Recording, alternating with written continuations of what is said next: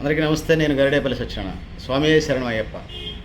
జనరల్గా 18 అయ్యప్ప స్వామి మాలకు సంబంధించి అయ్యప్ప భక్తులకి, ముఖ్యంగా శబరి భక్తులకు సంబంధించి ఎవరైతే ఉన్నారో అయ్యప్ప స్వామి శబరిమల వెళ్ళేటువంటి భక్తులకు సంబంధించి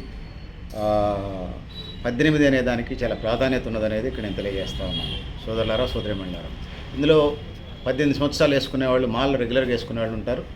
వాళ్ళకి 1 నుంచి 18 సంవత్సరాలు ఇప్పుడు ఏ సంవత్సరంలో మాల ఎలా వేసుకుంటే ఏమని పిలుస్తారో చెప్పడం వీడియోకు విదేశంగా తెలియజేస్తున్నాను.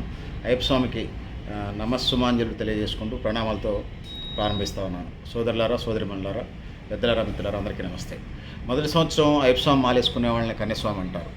రెండో సంవత్సరం మాల వేసుకునే వాళ్ళని కత్తిస్వామి అంటారు. మూడో సంవత్సరం అయ్యప్ప స్వామి మాల వేసుకునే వాళ్ళని గండస్వామి అంటారు. నాలుగో సంవత్సరం మాల వేసుకున్నటువంటి వాళ్ళని గదస్వామి అంటారు. 5వ సంవత్సరం మాల వేసుకునేటువంటి వాళ్ళని విల్లుస్వామి అంటారు. 6వ సంవత్సరం అయ్యప్ప స్వామి మాల వేసుకునే వాళ్ళని జ్యోతిస్వామి అంటారు. 5వ సంవత్సరం విల్లుస్వామి, 6వ సంవత్సరం జ్యోతిస్వామి. 7వ సంవత్సరం మాల వేసుకునే వాళ్ళని సూర్యస్వామి అంటారు. 8వ సంవత్సరం అయ్యప్ప స్వామి మాల వేసుకునే వాళ్ళని చంద్రస్వామి అంటారు. 9వ సంవత్సరం మాల వేసుకునే వాళ్ళని వేలుస్వామి అంటారు. 10వ సంవత్సరం అయ్యప్ప స్వామి మాల వేసుకునే వాళ్ళని విష్ణు చక్రస్వామి అంటారు. 11వ సంవత్సరం మాల వేసుకునే వాళ్ళని శంఖదార స్వామి అంటారు. 12వ సంవత్సరం మాల వేసుకునేటువంటి వాళ్ళని నాగాభరణ స్వామి అంటారు.